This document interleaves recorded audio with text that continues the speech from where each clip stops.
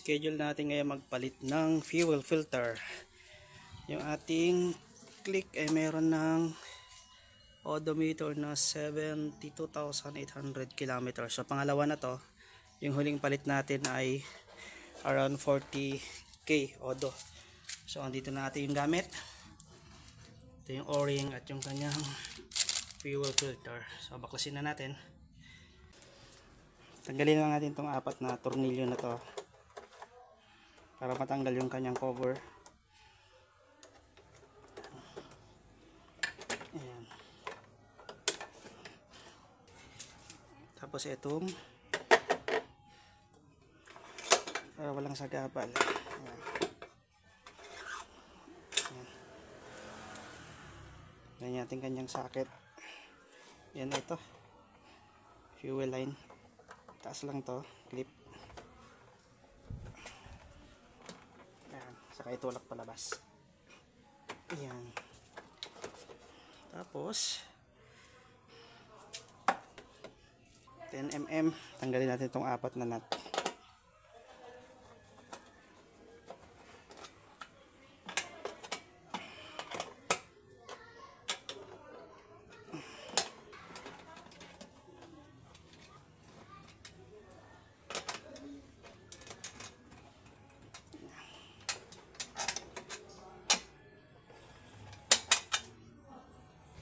Saka natin iangat tong fuel pump. Punasan muna natin. Then, angat natin. Yun.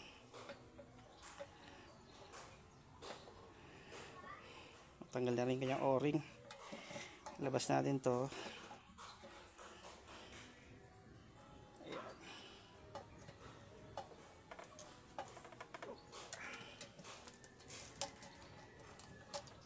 Yun.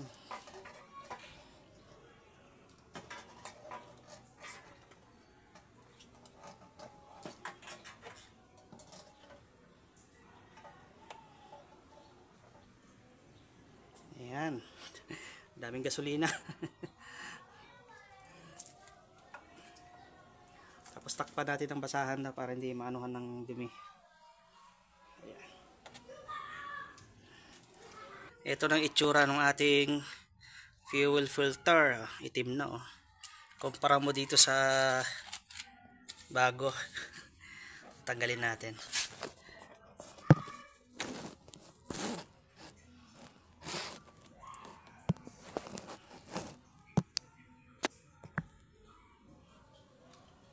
So ayan. So sa pagtanggal nito, ayan oh, merong clip dito. Ayan, iangat mo lang. Ganon din dito sa kabila. Ayun oh. Para matanggal natin. Ayan, i-twist. Okay. Twist lang natin. Ayun. So, mayroon siyang o-ring ha. Tandaan nyo may o-ring dito. Yung replacement namin, mayroon naman yung o-ring sa loob. Ayan. Tanggalin natin to. Palitan na rin natin ang o-ring. Ayan. So, ito yung bago.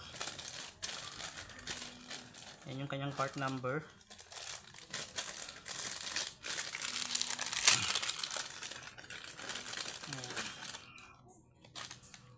Yan, parehas lang sila. So, siguraduhin nyo na nandiyan yung o-ring. So, ilalagay na natin. Ayan. Ayun. Then, i-twist lang pabalik. Ayan. So, kung anong pwesto nung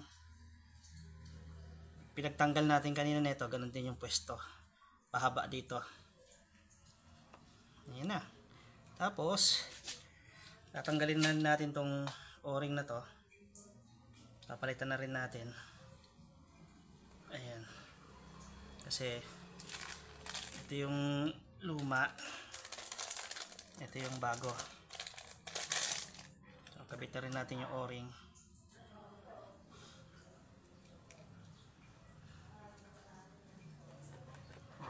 Para bago na rin siya.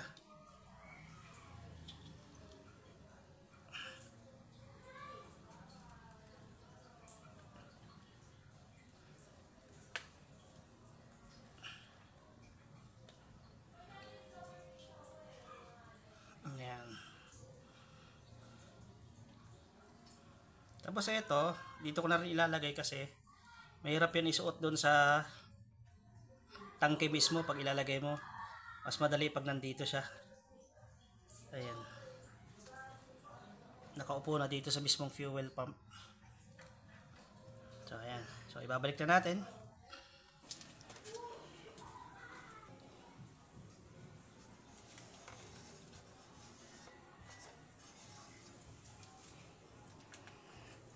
So yung pagbabalik, ganun lang din. Hanapin nyo lang yung pinaka entry point nya. Ayan. Ayun. Ayan. So ganun lang. Tapos sisiguraduhin nyo na nakaupo ng maayos yung kanyang o-ring. Ayan. Kailangan to lumubog ng maayos.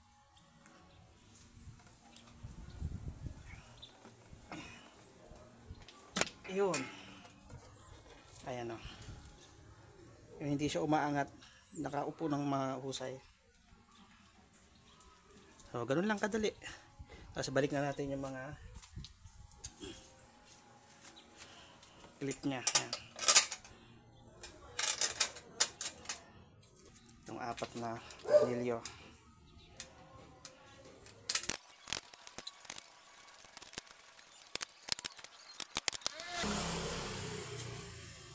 Balik na natin yung kanyang fuel lines. Ayan.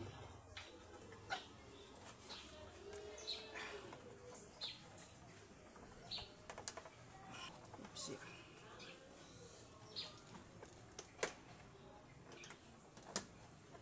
Make sure na nakalock yan para hindi natatanggal yung kanyang socket.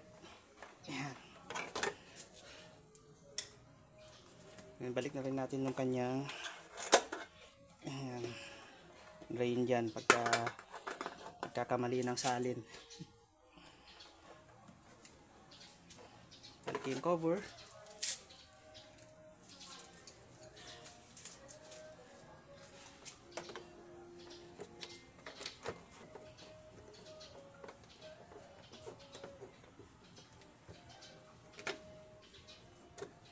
Then testingin na natin.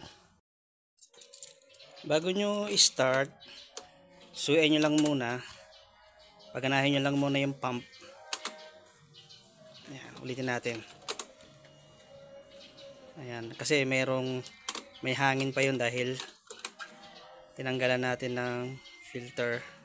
Start natin. So, ayan. Okay na. So, ganun lang kadali magpalit ng fuel filter. Saglit lang naman. Basta may tools lang kayo.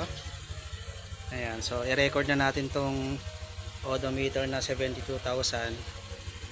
Mga 30 kay odo, papalit ako ulit. So, nagpalit na ako. Wala naman akong napansin kakaiba. Hindi naman to nagpupugak o ano. In-schedule ko lang talaga magpalit. So, ito yung itim na oh. Okay, so ganun lang kadali magpalit ng fuel filter sa ating Honda Click 125.